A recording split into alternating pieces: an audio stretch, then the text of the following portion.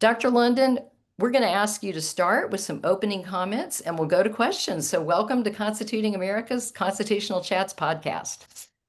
Well, thank you all for having me here today. It's such a pleasure and honor. I'd like to start, Kathy, by saying I send my deepest condolences to you and your family.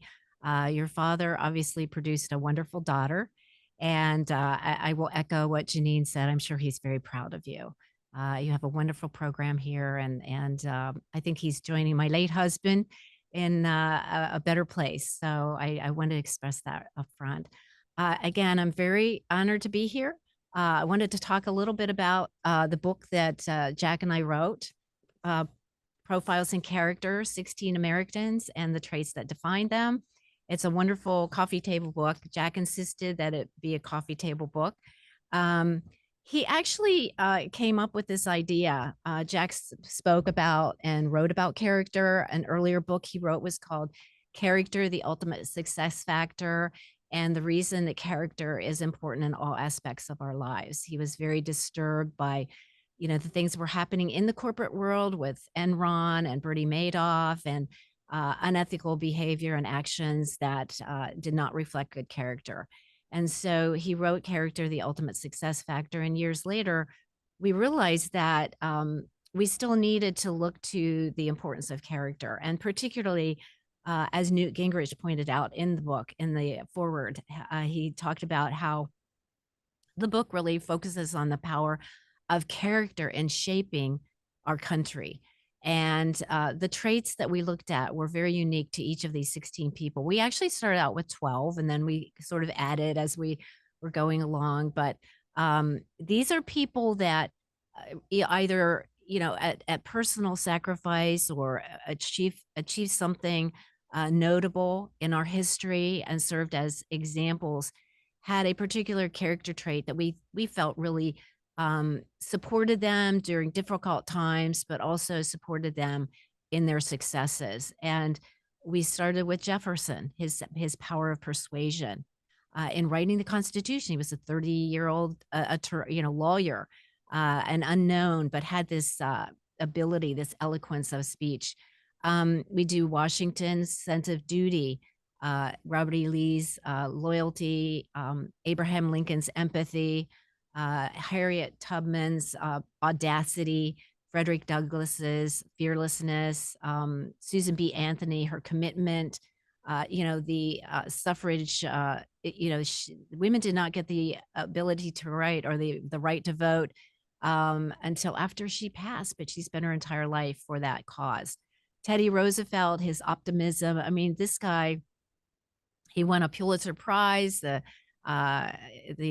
Nobel Peace Prize. I mean, he was so accomplished in his life, and his optimism really, pushed him through. We talk about FDR and his confidence, Amelia Earhart, her competitive spirit, Truman for his courage. He alone made the decision to drop the atomic bomb, realizing that it would bring a quick ending to World War II, and ultimately save lives on both sides. And then Eisenhower, his sense of responsibility, Jonas Salk, his altruism. We talk about Martin Luther King, his love, nonviolent resistance, and then Billy Graham. We cover his unifying spirit, and then Reagan, his vision. And that's just listing all of them.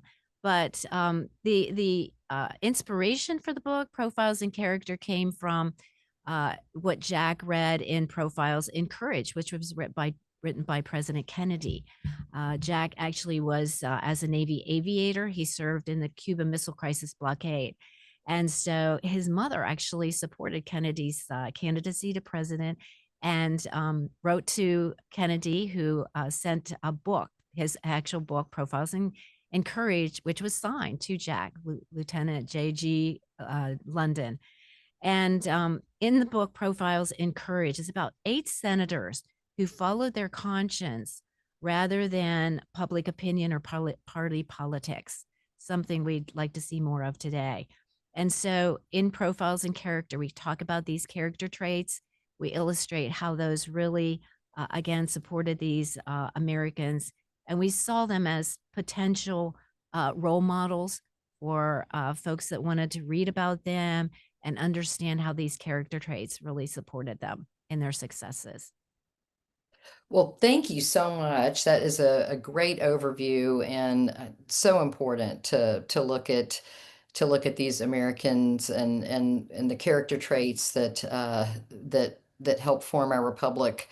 Janine, I'm going to toss it to you.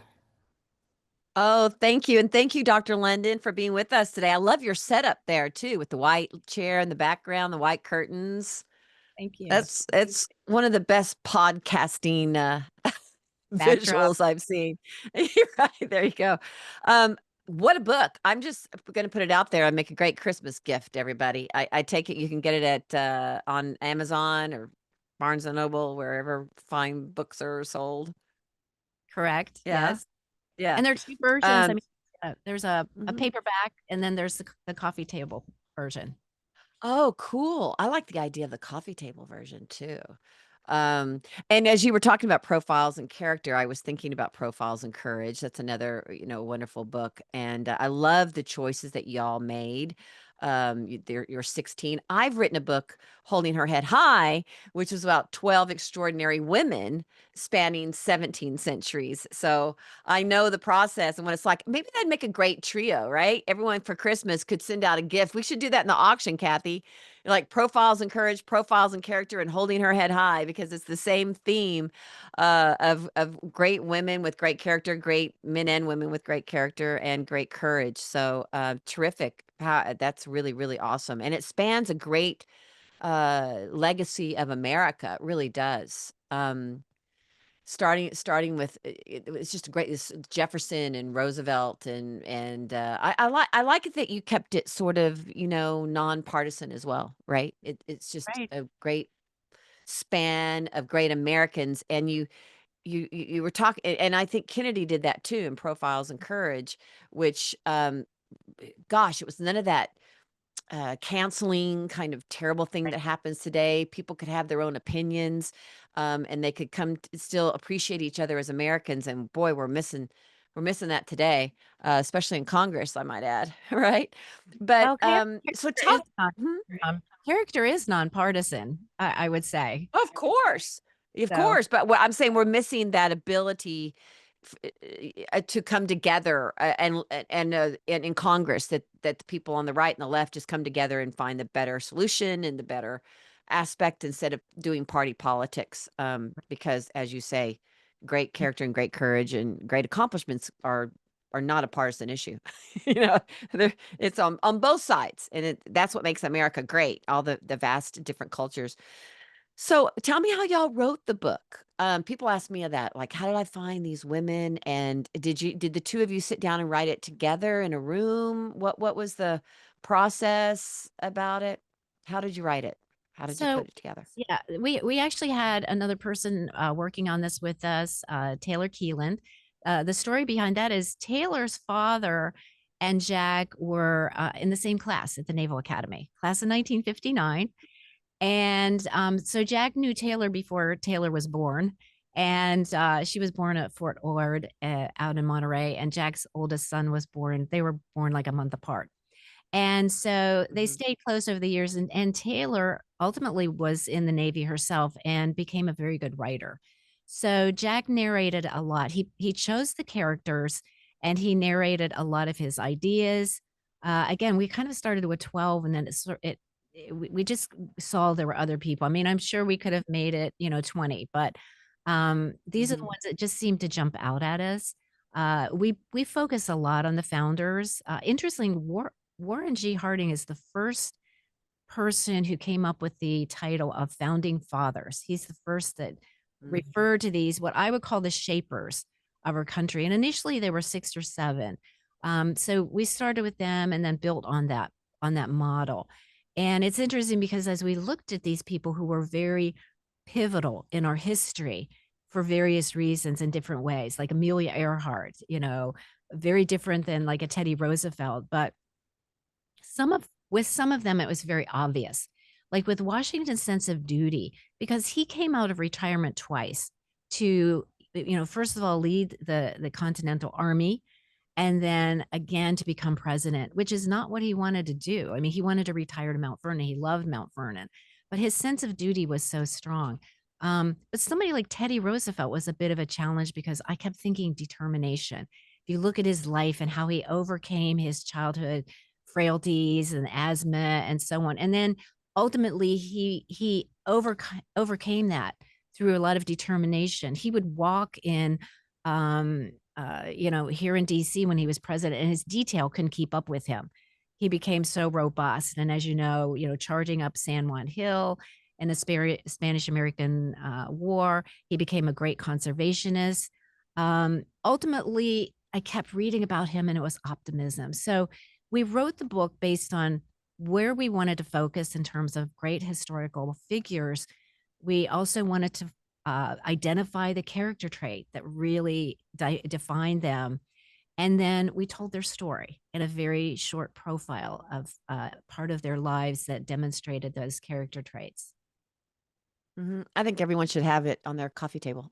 You know what I mean? When they come in, they see more than just a remote control for the TV and actually see a book, that's, reading. I think it was Churchill that said, "Just hold a book in your hand, even if you're not gonna read it, just hold it in your hand."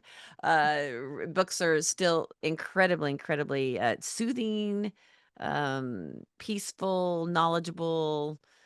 You don't have all that political fervor, or partisanship ringing in your head as you're trying to read. When you read, you're kind of in your own quiet little space, and you have the opportunity to come up with your own opinions without somebody else sort of Mhm. saying what we kind of watch people today and hear what their opinions are, and then we kind of go, is that mine? Instead of reading something where we might say, well, my opinion might have been totally different than anything I'm hearing on TV, which is why newspapers are really wonderful as well.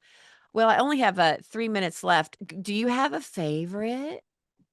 It's interesting because as you were speaking, it made me think about the fact that the book, as you indicated, it can be on a coffee table and someone might pick it up and decide, well, I'm going to look at like Frederick Douglass, or I think people will. What's nice about it is either these are little vignettes, and someone can Mhm. just pick up and read about one of these individuals, like Truman, and it's not a lot of reading. They could just focus on one at a time.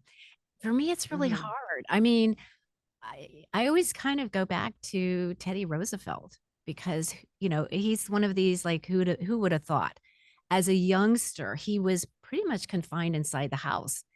And because he suffered from asthma and I recently heard David McCullough's daughter speak about some of his observations. And one of his observations was that Teddy Roosevelt often had asthma attacks on Sundays. They started to Mm. keep her Sunday is when he had to go to church. So, we don't know if there was some issue with that or whatever, but ultimately, his father told him, Teddy Roosevelt's father told him, you have to be in charge of your life to, get past all of this and do something with your life." And so, he's kinda my favorite. I don't know, what do you think? Janine, do you have a favorite? Oh gosh, I it would be hard to pick, but I love what you just said about Teddy Roosevelt and his father saying you have to make a choice. I find that no matter where we are in life, whether we're older, younger, middle age, whatever, there are pockets and epochs of time where we have to make that conscious choice to live, to have purpose, to Mhm. overcome, and it is a choice. It's a mental choice, and he did it. And I started reading McCullough's book, as well, and I remember how when he would have those asthma attacks, his dad would take him out in the carriage for a ride in the fresh air. Which reminds me very my daughter, when she was young, had a lot of, croup, she had asthma too, and would get croup, and Right. you'd have to take her and put her in a steam and then put her in the cold air afterwards, but, his father was quite a mentor because in a way he saved his life by taking him on those carriage rides, you know what I mean? Not just sleeping through the night, but the other way is just to give him that challenge to say, "You have." I think we have to participate in our own destiny. Mhm. We True. have to participate in our own purpose, in order to drive that forward, so, but anyway, I think they're all exceptional, and I think that everyone should buy the book. for Christmas. So, thank you for being with us, Dr. London, perpetuating the memory of these great Americans, but also of our founding fathers that are sprinkled in the book, because we're coming up on such a great anniversary. So, I'm going to toss to Jewel Gilbert. There you go, Jewel. Thank you, Hello, Dr. London. Jewel here. Thanks so much for being on, Dr. London. And this book sounds so incredible. It sounds so fun too to have out, and I can't wait to get it myself. So my question is, firstly, as you were writing the different characters in this book, these different great men and women of history, was there a point when the idea of the virtue that you were drawing out of them um kind of changed, in that I know that our early founders discussed virtue a lot, and it was like there was a lot of quotes about virtue, but I know that that kind of understanding changed. Did your book get up to where you started to have to draw out those virtues and find what they are, or did most of the people you profiled discuss the virtues themselves as well? Well, that's a great question. Something else, and I'll mention David McCullough again. He said at one point, people in history don't know they're in history at the time. And, we're in history. We are shaping the future, but we don't know it. And so we didn't find that they discussed these virtues so much themselves. And as I mentioned, Teddy Roosevelt was one where we went back and forth. Is it determination? Is it optimism? And so they all exemplified a lot of good characteristics and had good character that was amplified in different ways. If you look at their lives, I mean, Lincoln, his empathy and how he related to both sides of the war. And at the end, he said, with malice toward none and, what do you say? Virtue, malice toward none. And, well, I can't remember the quote, but it's famous. Um, and so he really wanted people to, he did not punish the Confederates. He did not, make them an example. He wanted unity and charity, that's the word, with malice toward none and charity for all. That was his message at the end of the Civil War. And, so it was so evident with somebody like Lincoln. I don't think he thought of that, for himself, or he would define himself in that way. I think it just came out in their actions and in their words. My mute button would not click for some reason just now. But thank you for that. So interesting. So with Lincoln, as you mentioned empathy in a quote like that, are there other people in the book where, as you were studying them, it wasn't where you were surprised at the trait that you then had that you rounded around and like this is the one? Because I know you've mentioned Teddy a few times as you were trying to decide between optimism, determination. Were there anywhere as you looked at them, you're like, wow, this is actually the trait. This is the virtue, and you wouldn't Yeah. have thought that before you started. Well, I'd say with Martin Luther King, he spoke about love.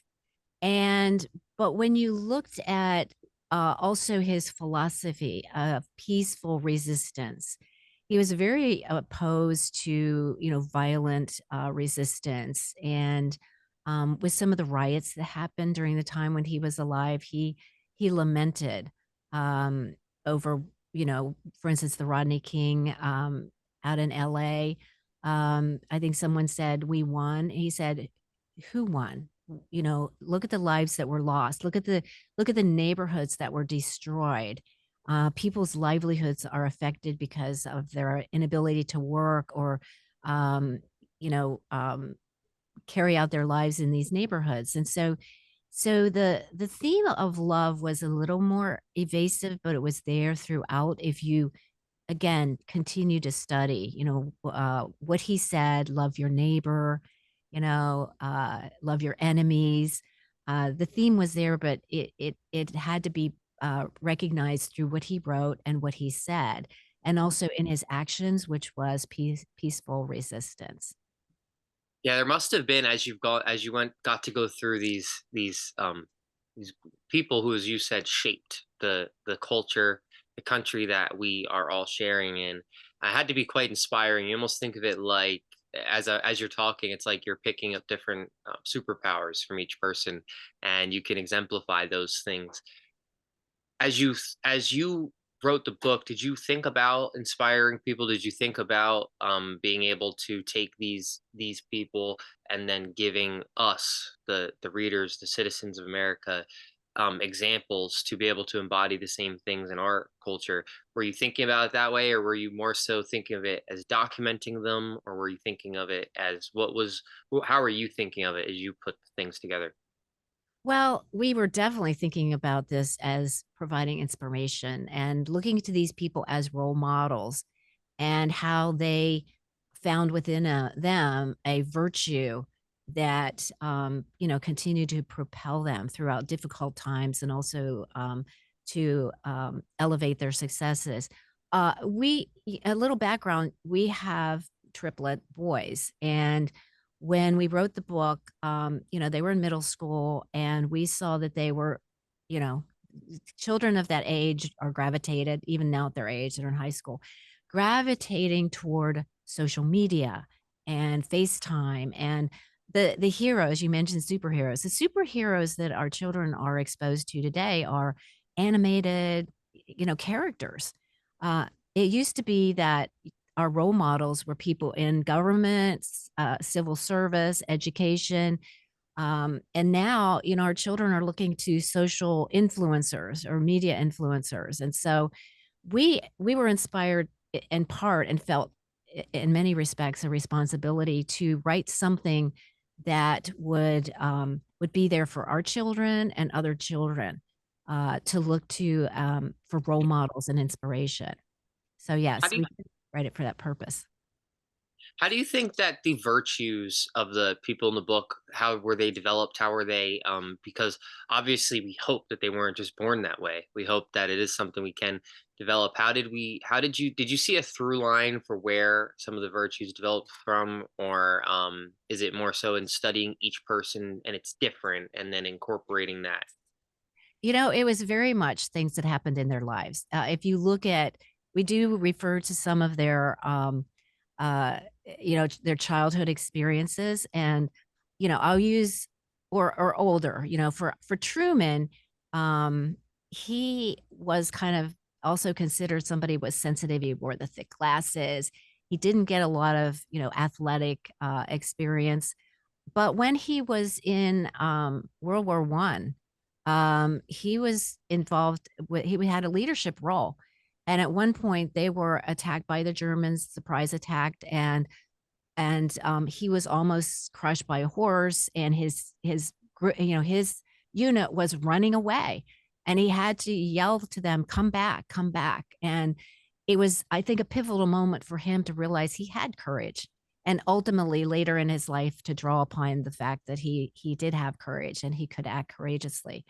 Um, Eisenhower's another example. Eisenhower was in the Philippines with, General MacArthur, and, they were supposed to be preparing the Philippine Army for, the independence of the Philippines from, America a few years later. MacArthur was a bit of a showman, and he put together plans for a parade to have the Philippine Army, walk down the streets of Manila and to show that, they were prepared. And the president got wind of this, and he was very disturbed. He thought it was inappropriate, not a good use of resources. And the story goes that MacArthur did not take responsibility for the fact that he came up with this idea, that he said it was just, uh, just a template. It wasn't really planned out. And Eisenhower was very upset by that. He was very upset that MacArthur did not take accountability for coming up with that plan. And he always remembered that. Eisenhower is actually one of his subordinates who was, sort of took the heat for that. A number of years later, Eisenhower is the supreme commander of the Allied forces on D-Day. And he wrote a letter that he stuffed in his pocket. And in that letter, he basically said that he was taking responsibility in the event that the invasion was a failure. And he said that it was the army showed bravery. They did the best they could, but it was his responsibility. And he used these words, his alone. He said it was mine alone for the failure. He never had to send the letter, but an aide found it later, and it's become very famous as an example of how Eisenhower took accountability in the event that the invasion would have failed. Eisenhower was the supreme commander. He could have blamed everybody in his rank. He could have blamed the weatherman, who at the time, as you recall, the weather was quite a challenge. In fact, they delayed the invasion by 1 day because of the weather. So these are good examples of two people that basically found their, virtue in their own experiences. That's an incredible story and definitely helps answer that question. I want to just say as we close out my section here, how important the project is and this podcast is. This is excellent. Our founders so many times told us that the freed people liberty only works with virtue, and this is part of us being able to live that out and realize it is part of our duty if we love the country to also we have to be a virtuous people, and virtues are something that you're showing us that we can look at, study, and try to actually incorporate. Those are wonderful stories. I look forward to reading it myself, and I'll pass on now to Mary. Well, thank you. Actually, the founding fathers did believe that character was very important in a free society. So, good point. Hi, it's an honor to be with you today. I'm so excited. I think this is, like Jewel was saying, really important. I've spoken about it too in a couple speeches because I really truly believe it's one of the most important traits that doesn't get talked about a lot because we focus so much on other things. Patriotism is ironically a virtue, but it doesn't get seen as a virtue. So, and I really wanted to talk to you because I'm sure in researching for your book, you found a lot about how our culture doesn't prioritize virtue, but it kind of accepted during the time of the founders. So that was the first thing I wanted to talk about with you, especially because you brought up social media and you brought up we have different heroes than we used to have, right? They're not those in the public sphere. And in the research I've done, I've found often we tend to tear down our heroes today. Like we tend to find their flaws. We tend to focus on how some founders had slaves and focus on the flaws they had and then disregard their virtue. So, in your research and your focus on the virtues that they had, how do you believe that has really harmed us as a generation to focus in on people's imperfections and then discard them as heroes? Well, I've talked quite a bit about how we have diminished people's greatness because we want to amplify their flaws.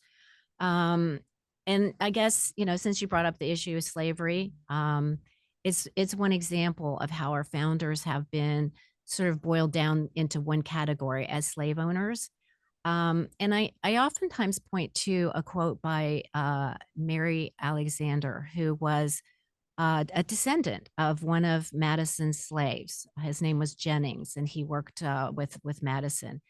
And she became very disturbed at the changes that were being made at Montpelier.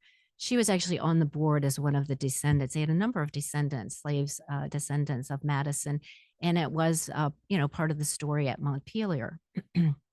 Actually became concerned when the amplification changed, and Madison seemed to be more of a byline at Montpelier. And her quote was, hundreds of thousands of people owned slaves, but hundreds of thousands of people did not write the Constitution. And I think that's what we have to add when we talk about Washington owned slaves. But Washington is the reason we have America and the reason that this great experiment exists. Washington was the man of the time, and most historians agree that we wouldn't have this country had it not been for Washington. And he not only, he not only impacted America and the country we have today, but the world as well. And so I use that as sort of a way of explaining why we need to consider the importance of these people, because we have to go to that step further and remember that they are famous, they are known, and they are good examples for the greatness that they offered us. And remember, this was just a handful of people, the founders were in this tiny little, part of our country. It wasn't even a country then that did what was almost miraculous. And I'll talk a little bit about their philosophy. They pledged to each other, their lives, their fortunes, and their sacred honor. And I love that part about the sacred honor. I mean, we don't talk a lot about honor today, and we should, but I'll segue in a little bit to American exceptionalism because I talk about American exceptionalism in respect to not that we're greater exceptional in that way, but we are the exception to the rule. We are the only country in the world that started with a democratic republic. All other countries up until that point or areas of the world were ruled by one person, a monarch, a warlord, or an emperor. And Washington comes along and the founders, and they create a country and a government that is for the people. And so that's exceptional. And that I think amplifies why America demonstrates it, except we were the exception to the rule. And therefore we are a country that represents exceptionalism. I love that. And that actually invites another question I was going to ask you because America is so special in that way.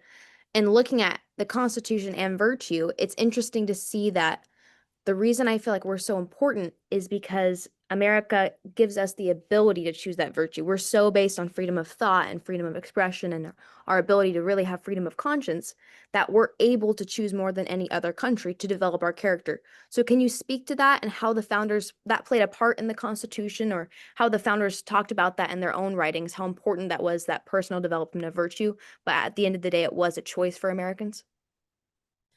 Well, I think another thing we forget is that the founders were not free themselves in the sense that they were under, the monarchy. They were under British rule. They faced treason. And it takes a lot of courage when you talk about the virtues of the founders. Some of them, their lives were very effective and in many regards damaged considerably by their efforts to create this country. But their belief, their vision, their determination, pulled them through. And I think also the fact that they supported each other. As I said, they vowed to each other. They realized their fortunes would be gone, and for some it was. Some lost their lives, and but there was at the center of that the honor. I think our Constitution reflects that. It reflects, what they wanted for this new country. The pursuit of happiness. And Washington talked about that. He talked about it as a president. He talked about it in his farewell address, and the importance of how we need to continue to be a free country, to be a country that's supported by the people, and he and also be unified. I think that's important. It started with Washington. The colonies at the time thought of themselves as different countries. Remember, people were coming from all over. You have a lot of Dutch in, New York so these colonies all thought they were different countries. And it was up to Washington, once he became president, to help them become unified. And Lincoln had the same challenge after the Civil War. And he had, obviously because he was assassinated, he didn't have a lot of time, but he did appoint people from different parties for his cabinet to help with the reconstruction. And as I said earlier, his message was not to punish the Confederates, but just to treat them as they just kind of went outside for a while and we're bringing them back. His words were much more eloquent, but the Constitution, I do think, reflects the virtues and the values of our founders in every regard. I love that. That's so amazing. This is so important. I think, especially the reason I love your book so much is because what we need is more role models, right? More people to look to realize. And even though the founders were flawed, we're all flawed. And so if we use that as an excuse to not develop our virtue, well, we really harm our nation. So what I'm wondering, in your research especially, what did you discover or find that you believe is the greatest threat to virtue today? Is it distraction? Is it our ability not to examine ourselves and our on our consciences and to have honor, or what do you believe that is? Wow, I think it's multidimensional. Freedom of speech is so important. We now want to label speech as hate speech or, this speech or that speech. Um, the importance of the First Amendment isn't protection of popular speech. That's not a challenge. The First Amendment is for speech that's not popular. And so I think and the founders understood that. So that's why I'd say freedom of speech, freedoms in general, freedom of religion, um, the press and so on are very important. I don't know if I would I would define our press as free. I think they're very much um harnessed by politics, unfortunately. And so I think we need to examine that. I think another thing that threatens, the virtues of our country is narcissism. I think I think a lot of people are in their own ideology, their own value system, their own you know, uh internet searches and so on that they aren't seeing outside of their own space. I think that's another threat. So I guess those are a couple that I would point to. We do have to and then I would say education, knowing our history, knowing and civics is so important because we're a continuum of the human experience. And if we don't teach children or we don't learn ourselves, we're really cheating ourselves out of a full life to understanding that whole, everything that came before us. So Washington and Jefferson both talked about the importance of an educated citizenry is important for us to keep our democracy because we are the people. If we're not informed, we know that 19% of people surveyed can't name one of the three branches of the government. We have a real lack of knowledge about who we are and how our government works. I so appreciate your answers. This has been great to talk about. I'm very thankful for Constituting America. I've been in a couple of other contests following, but the respect and the love that was outpoured by this organization on me, it really is almost unrivaled, and it's really overwhelming. So I thank you for coming and talking today. I really think this is a really important topic. My favorite is George Washington's Rules of Civility and Decent Behavior. I often read that and I love it, and I think it's really important. So everything you talked about, the common good, focusing, getting out of ourselves, I think that's really helpful. So thank you for your time. I appreciate it. My pleasure. Well, thank you And so Kathy, Yeah, go Kathy, ahead. I just wanted to say something that popped into my head. The rising generations need influencers besides what they see on the internet. You know what I mean? Or on social media. This book has a lot of great influencers of the time. So it's wonderful to look back to history for influencers too. I just was thinking about that. Thought I'd share. Thank you. Oh, thank you. And thank you, Mary and Janine and Jewel. Great question so far. Thank you so much, Dr. London. And we want to take a minute and thank our listeners in Las Vegas's KKVV 1060 AM on the radio dial. Constituting America's Constitutional Chats airs on Las Vegas's KKVV on Thursdays at 6 p.m. Pacific. So thank you to everyone in Las Vegas who listens. So, Dr. London, before we go to the audience questions, we've talked a little bit about George Washington. And every year, as Mary knows, because she went on the trip, we take We the Future contest winners on a mentor trip. The past few years, we've taken them to Washington, D.C. And one of the things that our winners have found so impactful is a little talk by Admiral Peter Cressy, who you may know at Mount Vernon. Yeah, I He do. Leadership Lessons by George Washington, and he talks about some of the character traits of Washington that made him a great leader. And I was wondering if you might want to address that a little bit, some of the Washington's character traits that made him a great leader. Well, it's interesting because Washington, in many ways, was just a regular person. The everyday kind of guy, as you might say. He wasn't as educated as people like Adams and Hamilton and Jefferson. He didn't come, from wealth like some of the other founders did.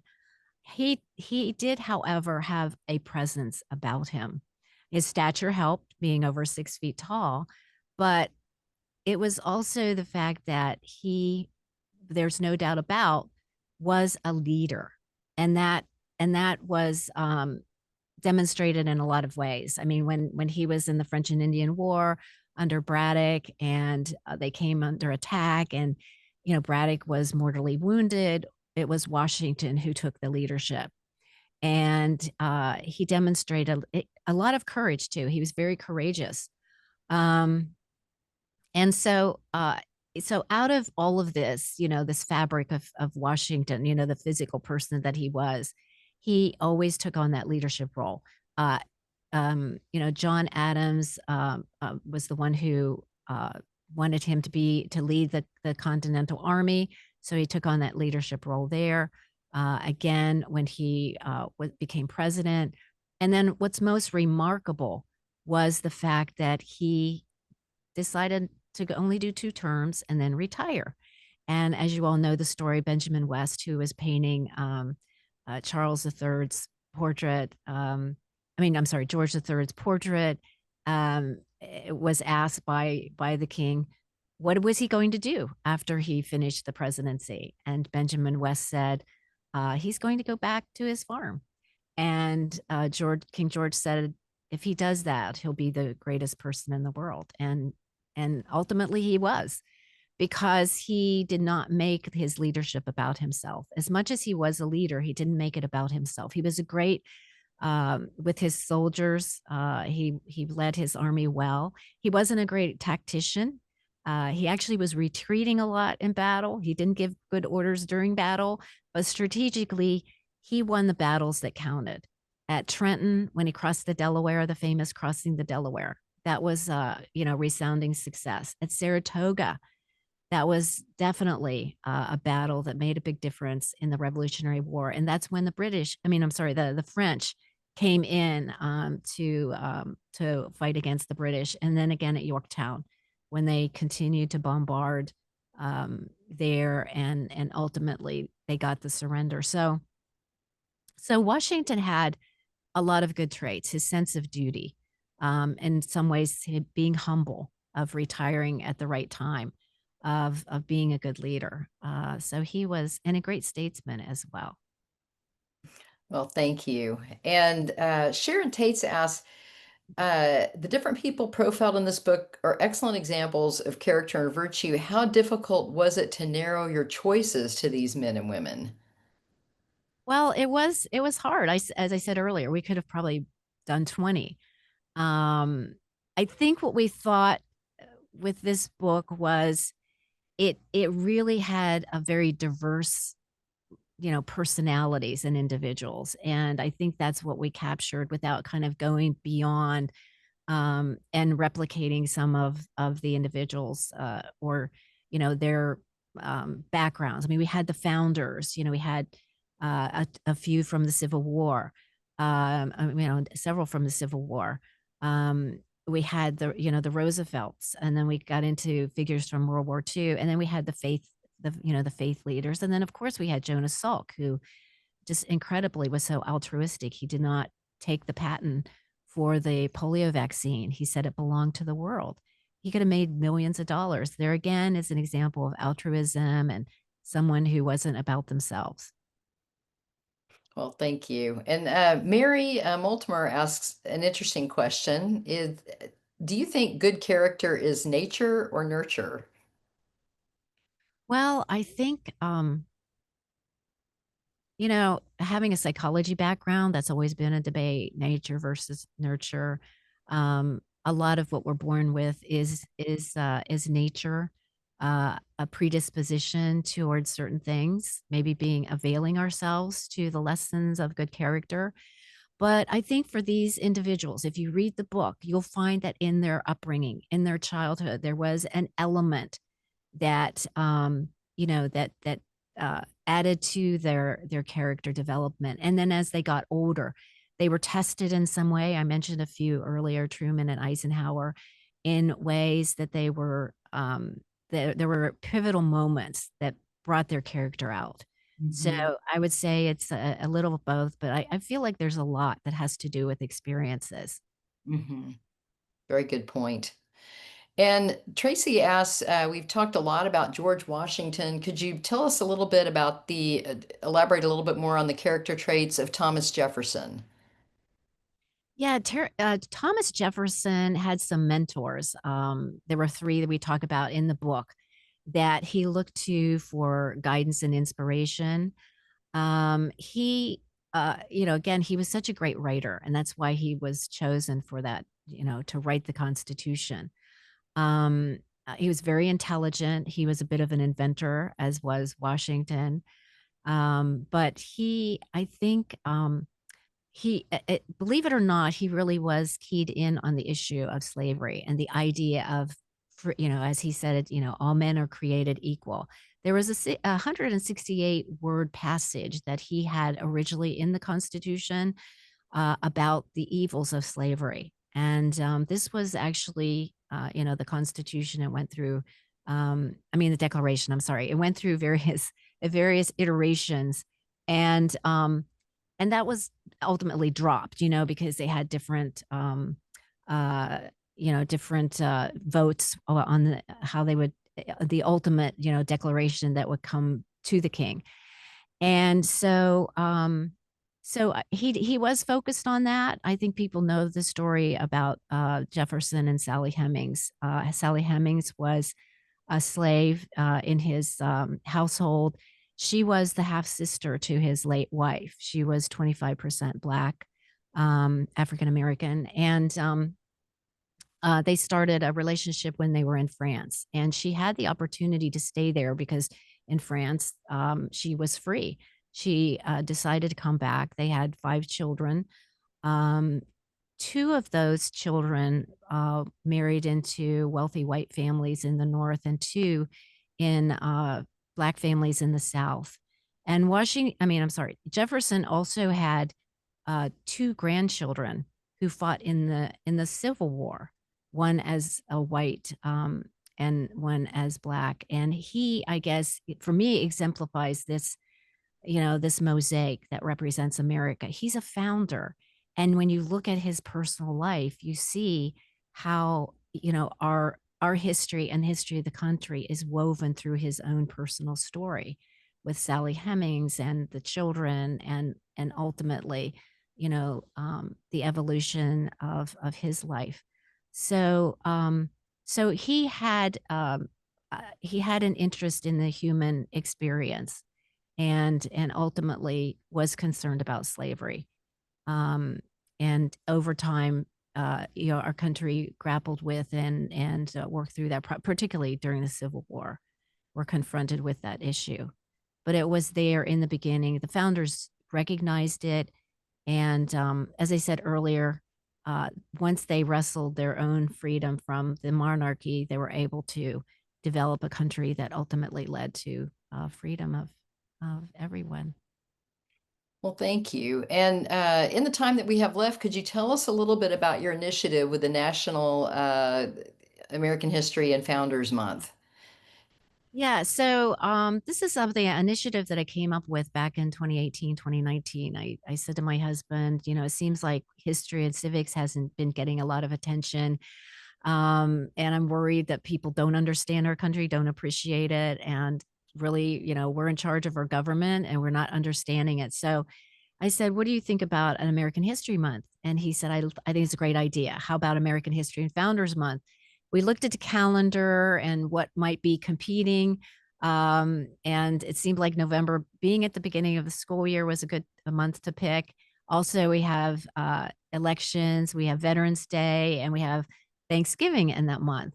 Thanksgiving is the day that Washington designated as a day of gratitude for the country. As I mentioned earlier, he wanted to unify the country. So trying to get everybody appreciative was an important aspect of Thanksgiving for him. And then Lincoln, um, solidified and formalized Thanksgiving as a day of Thanksgiving and unity during the Civil War. So it just seemed like a good month where we could, put a spotlight on our country. And we call it National American History and Founders Month. Right now, there is a bill in Congress that we're hoping will be passed to make it formal in the next year. And we really hope that with all of these celebrations and events coming up with America 250 that we every November, our country will have an opportunity to bring those celebrations out and continue to know and appreciate America every November.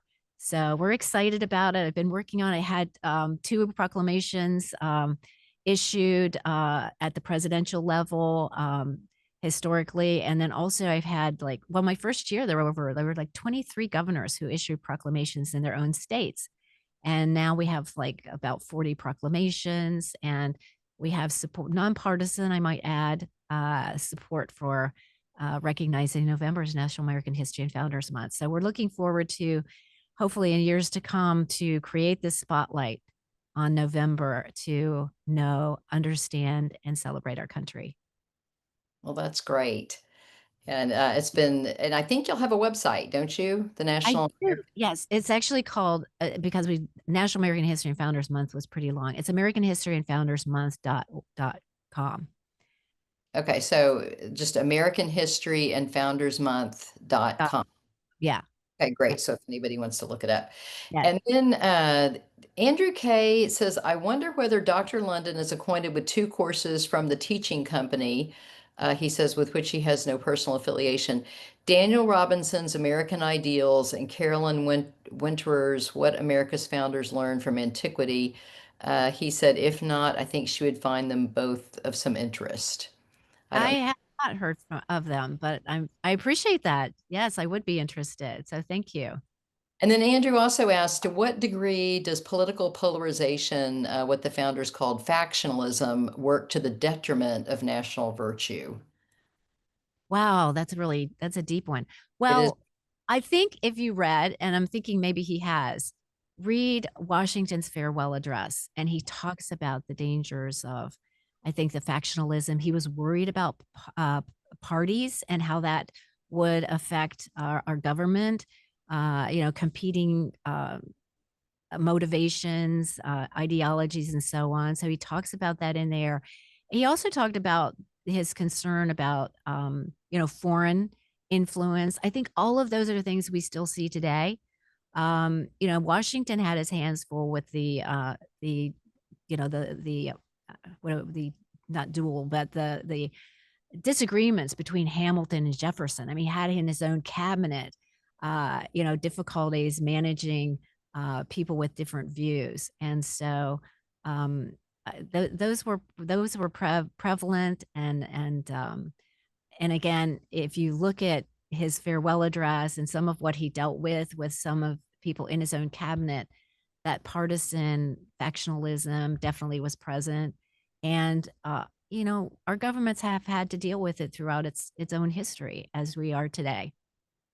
That's a great answer. And that is George Washington's farewell address is just such a great thing to read and for people to be familiar with. So we are right at the top of the hour, and we thank you so much for being our guest today, and thank you for having Janine on your radio show a couple of weeks ago or several weeks ago now. And Yeah. we And just you, yeah. thank you for what you do for our country, Dr. London. You through all your different activities, you are just a great patriot, and we thank you so much. Well, thank you. You are all are doing great work too, and together, I think hopefully we'll make a big impact, especially in America 250, right? Yes. And next week, we're going to look at the 250th birthday of the United States Postal Service, talk about the history of the post office, how it got created, where you can find it in the Constitution, and all kinds of interesting things. So we hope That'll be fun because little towns never felt like they truly existed until they got a post office. so true. And where I live right here, I have the main little town, and then there are these 2 little upstart towns. And as I'm driving through, I'm thinking they never made it, and they're right by my entrance to my ranch. Like, they never made it. They never got a post office. So that'll be really fun to talk about. So everybody join us. And thank you, Dr. London. Good to see you. Thank you, Jewel, Oh, you Jorn, too. Mary. Good to see you, Kathy. So Thank y'all. thank you everyone for watching too. Thanks for watching. Thank you. Take care. Bye-bye.